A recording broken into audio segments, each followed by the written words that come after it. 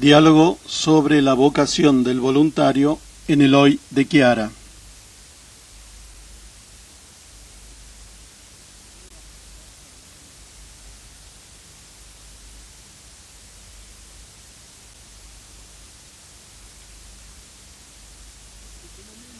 Este momento que vivimos juntos tiene como título el diálogo sobre la vocación del voluntario en el hoy de Chiara. No esperen que yo haga un tema, porque no estoy en esas alturas. Les propongo, en un tiempo bastante breve, algunos puntos de reflexión que han madurado en este último tiempo, de un año a esta parte, reflexiones que he madurado personalmente en todo el tiempo libre diario que tengo, pero sobre todo en la relación con el centro de los voluntarios. Por lo tanto, son reflexiones simples a cual estamos llamados a ver si nos satisfacen, si tenemos algo para agregar, si falta algo en nuestra vida. Entonces, partimos con dos premisas. La primera la tomo de la encíclica Novo Millennio Ineunte. Es una carta muy hermosa. Yo la he leído hace 3 meses y no me he cansado. Es una carta donde el Papa, al comienzo de la primera parte, hace un balance, por así decir, de lo que ha sido el jubileo del 2000 del concilio. En la segunda parte está esta mirada de Dios nueva, que es Jesús abandonado, de la que surge una sociedad de comunión, una iglesia de comunión. Y en la tercera parte hay algunos puntos pastorales sobre lo que deberá ser el camino en el tercer milenio. De toda esta carta me ha impresionado mucho al comienzo, cuando el Papa reflexiona y dice que ha sido algo grandísimo aquel perdón que él pidió a los judíos y a las grandes religiones, y habla de una purificación de la memoria. Cuando lo leí, así como cada cosa que me sucede, yo la veo siempre desde el punto de vista político. Cuando leí esta purificación de la memoria, como el Papa la ponía, lo expresaba, me dije, esta es la palabra de vida de la política. Porque purificación de la memoria significa cancelar el modo en el cual yo veo al otro, como yo veo los problemas, como yo veo la sociedad, como yo veo un Estado, como veo un partido. Y así como la política no es el vértice de todos los mundos, sino el compendio de todos los mundos en humanidad nueva, entonces, si esta palabra, purificación de la memoria, se engancha en la política, puede engancharse en todas nuestras realidades. Purificación de la memoria. Yo me he preguntado, ¿yo en qué cosa me debo purificar? Y vi mi comportamiento, mi estilo de vida, mis juicios, a veces justos, a veces muy tajantes, las ideas, los pensamientos. Y he visto como una jaula en la cual se construye toda mi realidad. Y pude entrever en esta purificación de la memoria, es decir, en este cancelar el pasado, como la ganzúa que abre esta jaula. Después vi las relaciones familiares, parroquiales, con las autoridades civiles, la relación con la obra, en el núcleo, en el centro. Me dije, si verdaderamente, si hay una purificación de la memoria, yo debo pedir perdón a todos, perdón al centro de los voluntarios por las ideas que a veces pongo con fuerza y no pierdo, perdón al núcleo, aun si nuestro núcleo es un poco especial, no solo por las enfermedades mía y de Guido, sino por los compromisos de Vincenzo. Perdón a Humanidad Nueva, especialmente al Movimiento de la Unidad. Si yo pienso en todas las batallas que he tenido con Antonio, mi madre, tendría que ponerme bajo una piedra. Pienso que cada uno de nosotros debe hacer esta purificación de la memoria, porque nosotros nos hacemos una idea, tejemos un vestido para cada uno con quien nos encontramos. Y esta idea, este vestido, está siempre frente nuestro, aún en los momentos más lindos. Y por lo tanto, esta purificación de la memoria es sacarle el vestido a las personas que le encontramos y verlos como las personas los ven, siempre nuevos.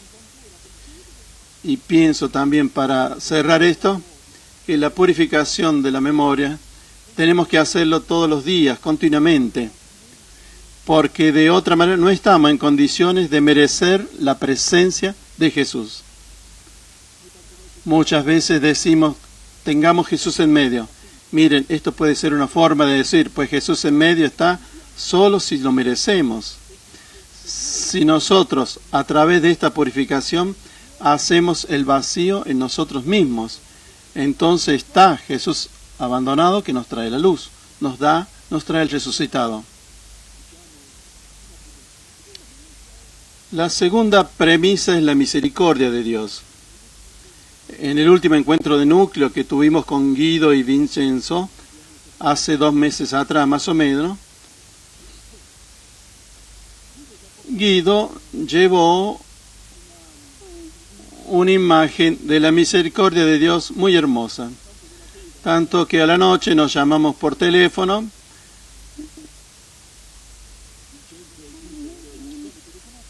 le llamamos por teléfono diciendo, mira que esta es una cosa muy linda. ¿Y cuál era la visión? Guido decía, la misericordia de Dios, Guido lo había tomado de una predicación, de un escrito, de algo así, no recuerdo mucho. La misericordia de Dios es un océano inmenso de fuego ardiente. Este inmenso océano de fuego ardiente espera ardientemente que nosotros arrojemos, como dice San Pedro en la primera carta, que nosotros arrojemos nuestras preocupaciones, que arrojemos nuestros defectos, nuestros límites, que son infinitos límites humanos que tenemos. Y reflexionando en el núcleo decíamos, pero en el fondo, ¿qué son nuestras miserias? ¿Qué son? Son una ampolla sucia que nosotros arrojamos en este océano de fuego. Pero la ampolla no tiene el poder de cambiar el fuego. La ampolla, en el momento en que entra en el fuego, se vuelve fuego. Y entonces, ¿qué es la misericordia de Dios? Es arrojarse en Él para volverse Él, para volverse Dios. Pero ¿qué es la misericordia de Dios? Es un espíritu misericordioso, un espíritu grande, abierto, de mirada amplia, que perdona todo. Y yo pienso que es necesario tener misericordia con nuestros defectos, misericordia con nuestros límites y con nuestra humanidad. nosotros no estamos todavía en el paraíso y por lo tanto la primera misericordia la debemos tener mirando nuestros límites, nuestros defectos.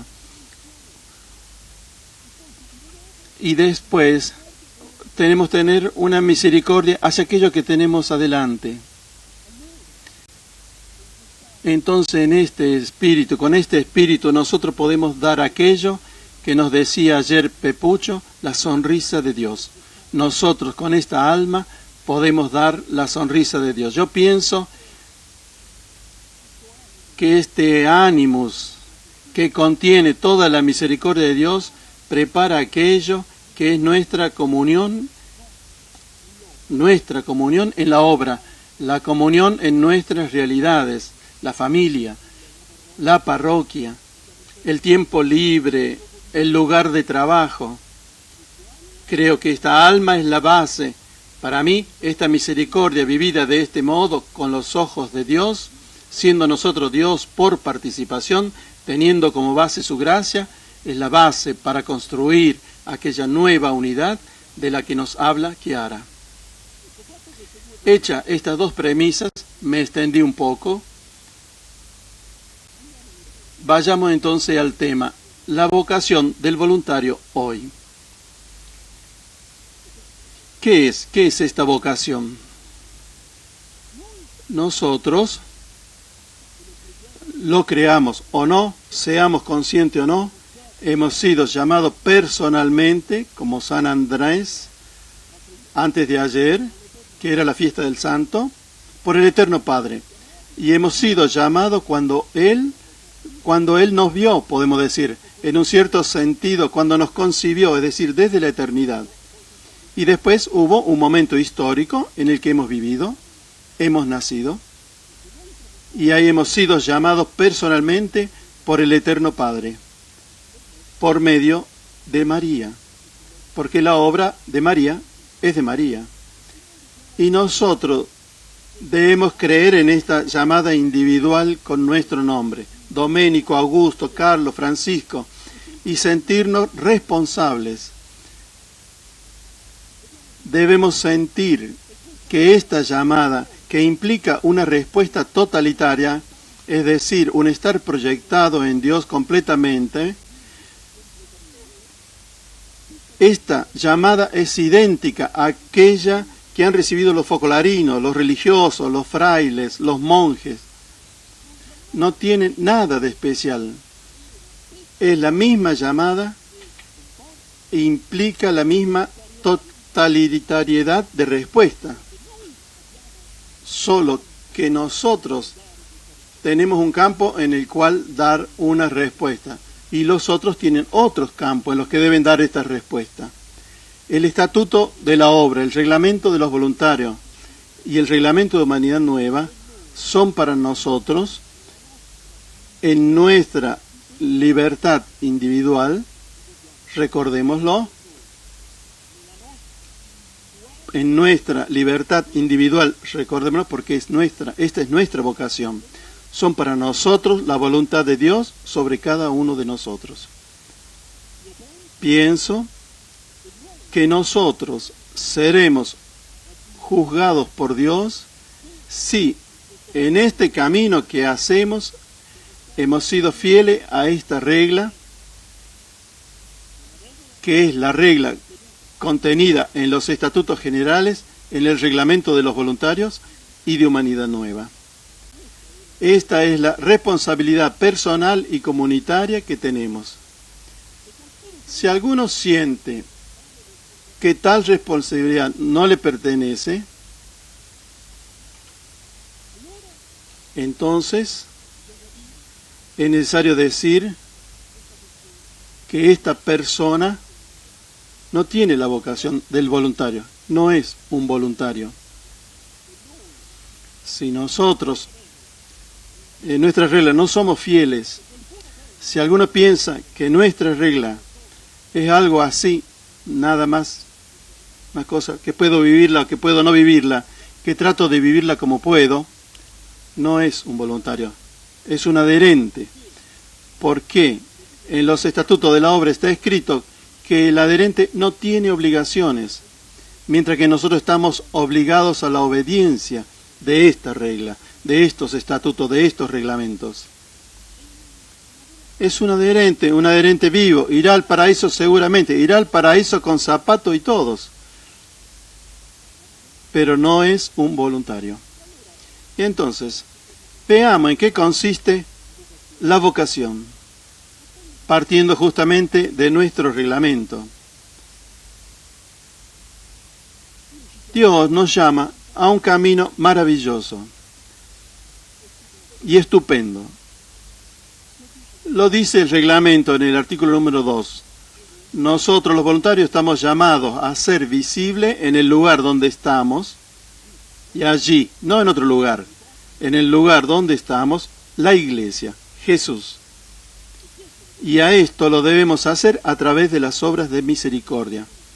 Yo lo traduzco, digamos, en un modo más pobre, a través del amor profesado a los demás y a través del amor recíproco entre nosotros y con los otros. Esta es nuestra vocación. Por lo tanto, hacer visible allí donde estamos la presencia de Jesús, pero no con las palabras, sino con nuestra acción, a través del amor profesado a los demás. El amor entre nosotros, el amor con los demás. Y continúa siempre el artículo 2, en este hacer visible a Jesús, la iglesia, en este llevar Dios allí donde cotidianamente desarrollamos nuestra vida, en este hecho, en este lugar privilegiado, en el cual podemos realizarnos como cristianos. Nosotros no tenemos otros lugares para realizarnos como cristianos. Algunos piensan, no sé, en todas las formas en las que más o menos cada uno de nosotros está injertado. Pero nuestro lugar privilegiado en el cual nosotros realizamos nuestro cristianismo, el lugar en el cual realizamos nuestra santidad, es el mundo y todas las realidades sociales que nos circundan. Yo aquí querría hacer, si me lo permiten,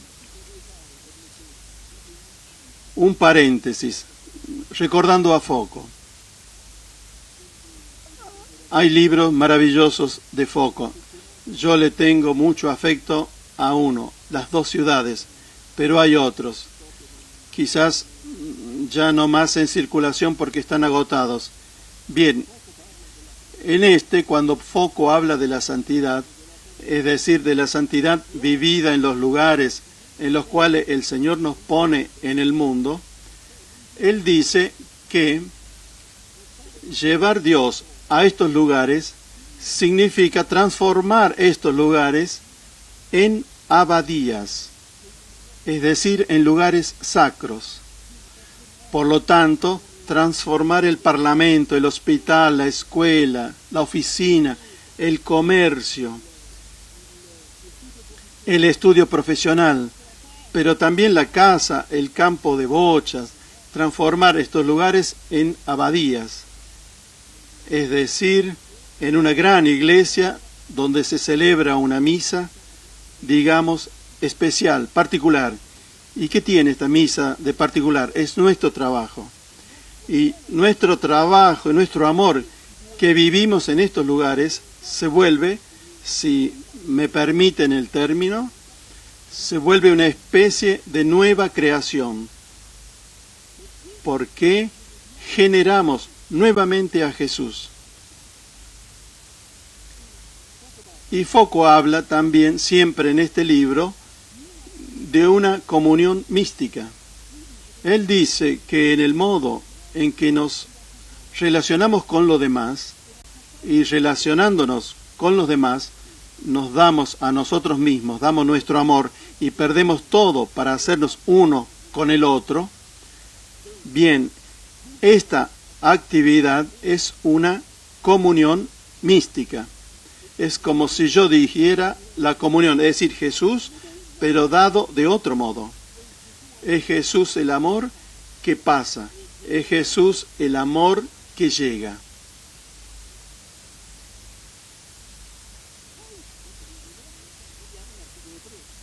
Después, siempre en el reglamento, encontramos el número 3, que nos toca mucho. Allí leemos que los voluntarios actúan el fin general de la obra, es decir, la perfección de la caridad, con 3 puntos.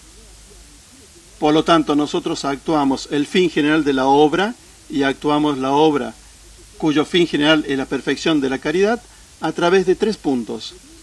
El fiel cumplimiento de los deberes del propio Estado, los compromisos que libremente asumimos en la obra y en el obrar personalmente y comunitariamente en las realidades sociales en las que vivimos.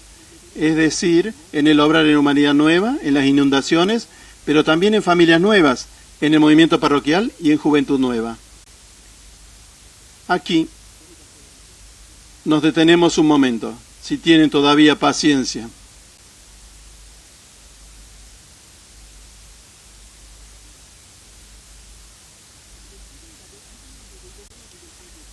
Entonces, el fiel cumplimiento de los deberes del propio Estado.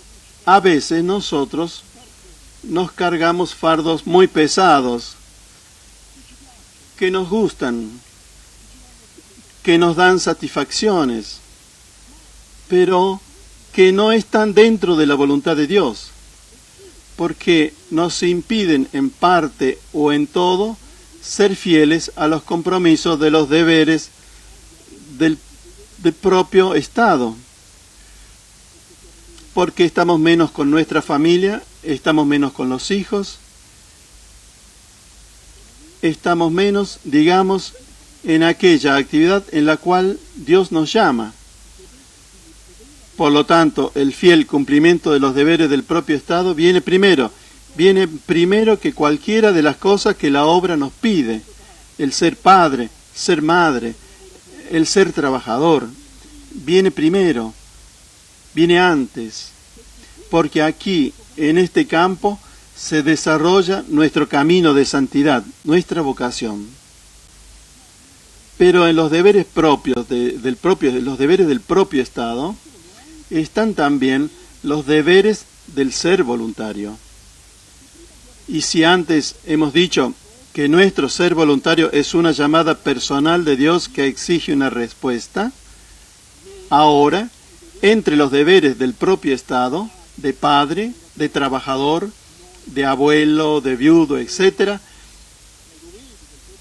entre los deberes del propio Estado están también los deberes del ser voluntario. Deberes que son personales en el camino con Dios y comunitarios. Todo lo que está escrito en el reglamento, el núcleo, los 7 aspectos, el modo de hacer nacer Jesús en la sociedad, las células de ambiente.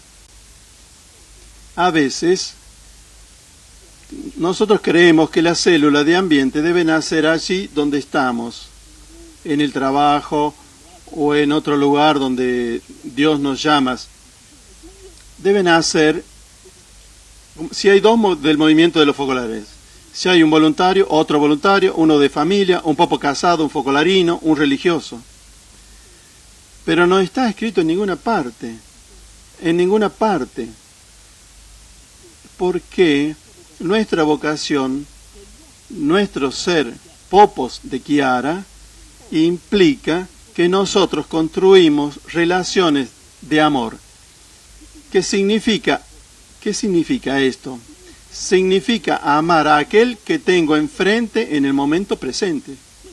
Este amor, este salir de mí mismo, este hacerme uno, este ser el primero en amar, este amar sin juzgar, este amor implica una respuesta que puede ser un rechazo o una aceptación. Si es un rechazo, es el nacimiento de Jesús abandonado, y el abrazo de Jesús abandonado es siempre un Jesús reconocido.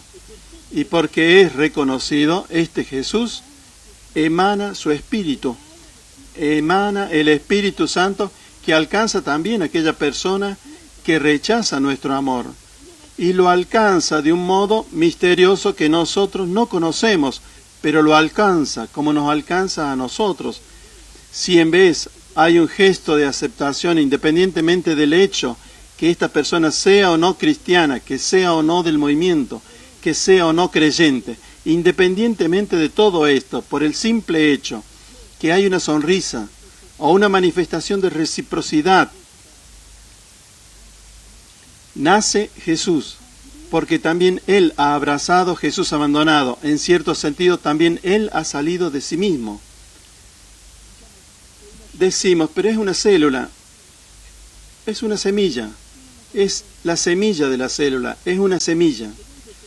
Si llevamos delante esta relación, vemos que genera cosas maravillosas. Los 750 intendentes que fueron a Innsbruck, en su mayoría, eran fruto de esta relación. Y han ido, han escuchado, ustedes saben el discurso que hemos escuchado ayer, aquel discurso de fuego. Sabemos qué cosa el Espíritu Santo tiene en mente hacer con ellos en relación a Europa y el mundo unido.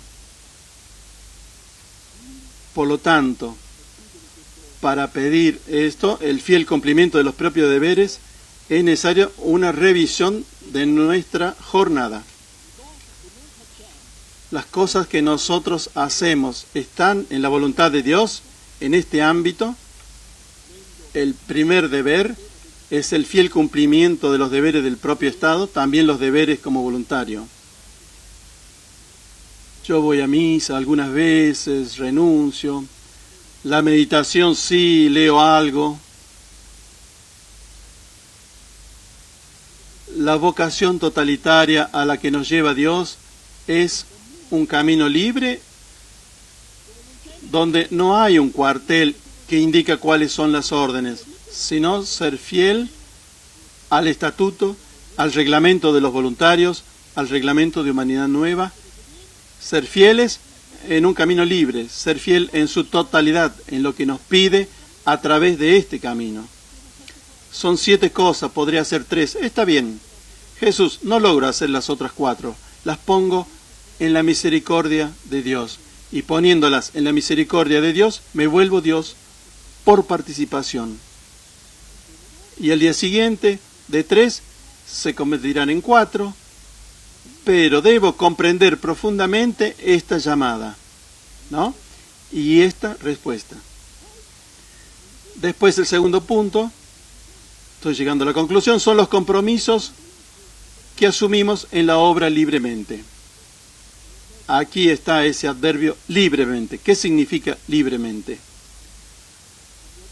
Por lo que yo sé, libremente significa el camino que hago yo en la unión con Dios. A medida que llego a una relación siempre más profunda, comprendo la palabra libremente. Y comprendo esta palabra que no es como a mí me va, sino que es una respuesta. Y en esta respuesta es verdad que yo soy libre de decir sí o no, pero en este camino de Dios comprendo siempre más qué significa el libremente. Libremente es el liberarse de sí mismo. Esto es el libremente. Liberarse de sí mismo, de todas, como puedo decir, las conjeturas que hemos hecho, de todos los programas que tenemos, de todos los ropajes que nos ponemos encima. Aquel libremente en la unión con Dios, en el camino que hacemos con Dios, significa justamente esto, comprender que podemos darle a la obra. Y recordemos sobre todo una cosa. Chiara, en el último encuentro con los focolarinos, dijo que nosotros estamos cointeresados en toda la obra. Diría más, en el encuentro del año pasado con Chiara, nos dijo que tanto más ustedes se liberan de la rama, tanto más aumentará la rama. Si esto nos lo dice nuestra jefa, si nos lo dice la persona que para nosotros representa a la Virgen, que representa a Jesús, y después, como tercer punto, está el obrar comunitariamente en las varias realidades sociales. Sobre este punto tengo que decir solamente esto. la hermosa conversación con Pepucho, sobre todo sus 3 respuestas. Los apuntes de ayer de Marielle y Pino, y especialmente de Vera. Y después ese discurso que escuchamos sobre Innsbruck. Yo me detendría allí, en Innsbruck, que nos dicen qué es la obra hoy, qué es este gran signo visible en el mundo, que es como un signo que poco a poco llevará a la unidad de todo el mundo. Y lo decimos también nosotros, popos de Chiara, no alguien que frecuenta, por así decirlo, el movimiento de los focolares, sino nosotros, hijos suyos. ¿Cuál es la responsabilidad que debemos asumir en este momento? Que es una responsabilidad que nos parece determinante. Yo les nombro 3 o 4 de estas cosas. Nos implica una metanoia, es decir, un cambio en nuestra vida. No podemos permanecer como estamos. Mañana partiendo no podemos permanecer como cuando hemos llegado aquí a este encuentro. Debe haber un cambio de vida, un propósito, una propuesta de cambiar. Como debe haber un recomenzar desde el principio. Yo diría, olvidémonos los 10, 15, 20, 30 años de ideal. Comienza hoy nuestro ideal. Hagamos que comience hoy, en este hoy de Chiara, en esta visión de la obra, así como se nos presenta. Luz para la Iglesia y para el mundo. En esta visión, digamos, de conceptos nuevos, de una política que es comunión a través de la fraternidad, de una economía que es comunión a través de acordarnos de quién está en dificultad, y así de todas las demás cosas.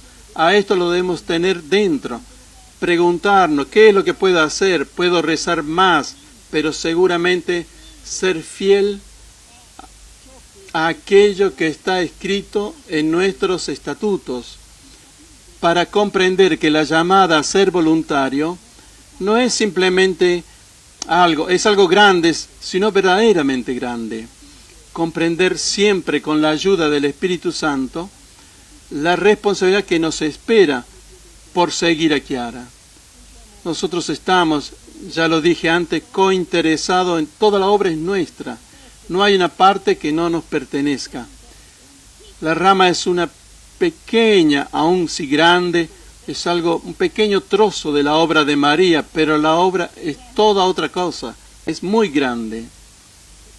Y después, para terminar, debemos ser conscientes que nosotros, personalmente, no podemos hacer nada, no somos capaces de hacer nada. Que solamente una vida en común, que solamente una vida en unidad, que consiste en perder. Yo a veces a la noche me digo, teniendo una especie de conversación con Dios, pero hoy, ¿en qué he perdido? ¿Qué he perdido? Porque si no he perdido nada, no he abrazado a Jesús abandonado. Es decir, ¿en qué he perdido? En la relación con la familia, con mi mujer, con los hijos, aún en la relación con las personas que me encuentro en la calle. ¿Qué he perdido? ¿Dónde he perdido? Donde perdido significa renunciar a mí mismo por el otro. Nosotros no podemos hacer nada de todas estas cosas, este cambio grande, la metanoia, si no tenemos una fuerte relación personal y comunitario con Dios. Y si nosotros no recomenzamos a ver la unidad con otros ojos. Yo debo hacer algo, es mi voluntad que, si la aplico, me lleva a la unidad. Pero la unidad no viene así porque sí. Viene a través de un grandísimo esfuerzo de voluntad. Esto es lo que me parece que es un poco lo que hoy la obra se espera de nosotros.